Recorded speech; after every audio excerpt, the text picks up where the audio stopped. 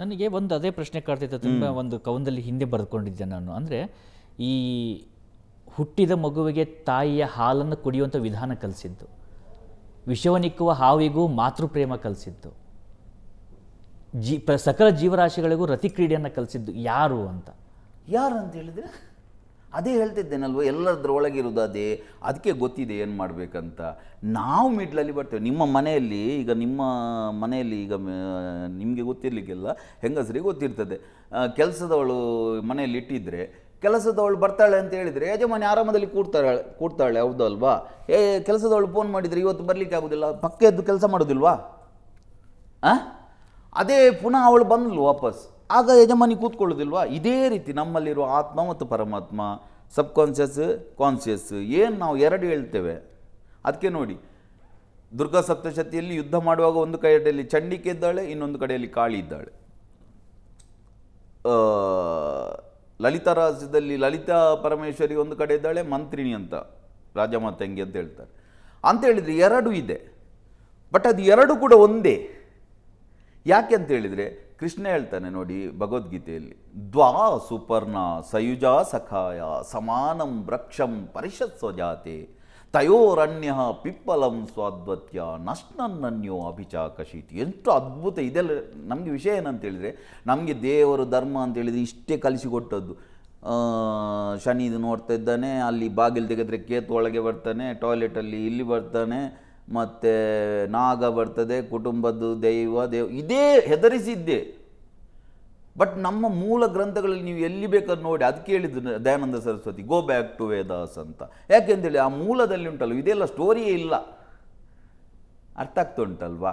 So ಅಲ್ಲಿ ಎಲ್ಲ ಅಷ್ಟು ಅದ್ಭುತವಾಗಿ ಹೇಳಿದ್ದಾರೆ ಇದನ್ನೆಲ್ಲ, ಎಷ್ಟು ಕ್ಲಾರಿಟಿಯಲ್ಲಿ ಹೇಳಿದ್ದಾರೆ ಅಲ್ಲಿ. ಯಾಕಂತೇಳಿದರೆ ಅದು ಎರಡು ಯಾಕೆ ಇದೆ ಅಂತೇಳಿದರೆ, ಅದು ಒಂದೇ. ದ್ವಾ ಸುಪರ್ಣ ಸಯುಜಾ ಸಖಾಯ, ಎರಡು ಹಕ್ಕಿಗಳಿದೆ. ಸಯುಜ ಸಖಾಯ, ಒಟ್ಟಿಗೆ ಹುಟ್ಟಿರುವಂಥದ್ದು, ಫ್ರೆಂಡ್ಸ್. ಅದು ಇದಕ್ಕೆ ಹೇಳೋದು, ನಾರ ಮತ್ತು ನಾರಾಯಣ ಒಂದೇ ರಥದಲ್ಲಿದ್ದರು. ಕೃಷ್ಣ ಮತ್ತು ಅರ್ಜುನನಿಗೆ ನರ ಮತ್ತು ನಾರಾಯಣ ಒಂದೇ ರಥದಲ್ಲಿದ್ದಾರೆ. ಅದೇ ರೀತಿ ಒಂದೇ ದೇಹದಲ್ಲಿ ಆ ಎರಡು ಹಕ್ಕಿಗಳು, ದ್ವಾಸುಪರ್ಣ ಸಯುಜ, ಒಟ್ಟಿಗೆ ಹುಟ್ಟಿರುವಂಥ ಸಖಾಯ, ಫ್ರೆಂಡ್ಸ್ ಆಗಿರುವಂಥ ಹಕ್ಕಿಗಳು,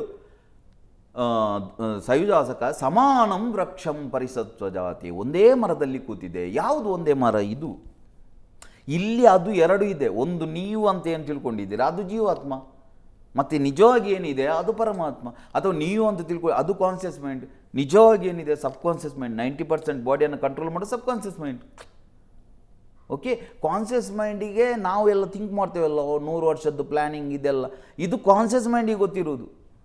ನೀವು ಯಾವಾಗ ಲಾಜಿಕಲ್ಲಿ ಆಲೋಚನೆ ಮಾಡ್ತೀರಾ, ಆಗ ನಿಮ್ಮ ಮೈಂಡ್ ಆಗ ಆ ಮನೆಯ ಯಜಮಾನಿ ಸೈಡಿಗೆ ಹೋಗ್ತಾಳೆ, ಕೆಲಸದವಳು ಕೆಲಸ ಮಾಡ್ತಾ ಇದ್ದಾಳೆ. ಅರ್ಥ ಆಗ್ತಾ ಉಂಟಲ್ವಾ?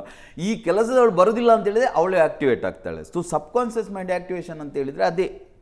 ನಿಮಗೆ ಗೊತ್ತಿರಬೇಕು, ನನಗೆ ಗೊತ್ತಿಲ್ಲ ಏನು ಮಾಡ್ತೀನಿ, ನನಗೆ ಗೊತ್ತಿಲ್ಲ, ನಿನ್ನ ಇಲ್ಲಿ ಸಂಪೂರ್ಣ ಶರಣಾಗತಿ ಅಂತ ಹೇಳೋದು ಅದಕ್ಕೆ.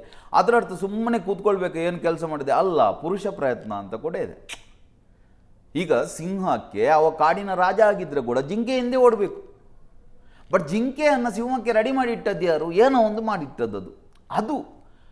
ಸಿಂಹಕ್ಕೆ ಎಷ್ಟು ಗಿಡ ಮರಗಳು ಜಾಸ್ತಿ ಆದಷ್ಟು ಸಸ್ಯಾಹಾರಿ ಪ್ರಾಣಿಗಳು ಜಾಸ್ತಿ ಆಗ್ತದೆ. ನೀವು ನೋಡ್ಬೋದು ರೇಷಿಯೋ. ಸಸ್ಯಾಹಾರಿ ಪ್ರಾಣಿಗಳು ಜಾಸ್ತಿ ಆದಷ್ಟು ಮಾಂಸಾಹಾರಿ ಪ್ರಾಣಿಗಳು ಜಾಸ್ತಿ ಆಗ್ತದೆ. ಒಂದು ಕಾಡಲ್ಲಿ 100 ಜಿಂಕೆ 200 ಸಿಂಹ ಅಂತ ಇಲ್ಲ. 100 ಜಿಂಕೆ ಆದರೆ ಅಲ್ಲಿ 10 ಸಿಂಹ ಇರುವುದು. ಅದರ ಅರ್ಥ 10 ಸಿಂಹಕ್ಕೆ 100 ಜಿಂಕೆಯನ್ನು ರೆಡಿ ಮಾಡಿ ಇಟ್ಟಿದ್ದಾರೆ. ಅದರಷ್ಟು ಎಲ್ಲ ಜಿಂಕೆ ಖಾಲಿ ಆಗುವಾಗಿಲ್ಲ, ಅದಕ್ಕೆ ಪುನಃ ಮರಿ ಬೇಗ ಆಗ್ತದೆ, ಇದಕ್ಕೆ ಮರಿ ಸ್ಲೋ ಆಗ್ತದೆ. ಸೊ ಈ ಎಲ್ಲ ಸಿಸ್ಟಮ್ ಮಾಡಿದ್ದು ಅದು ಏನಂತ ಗೊತ್ತಿಲ್ಲ.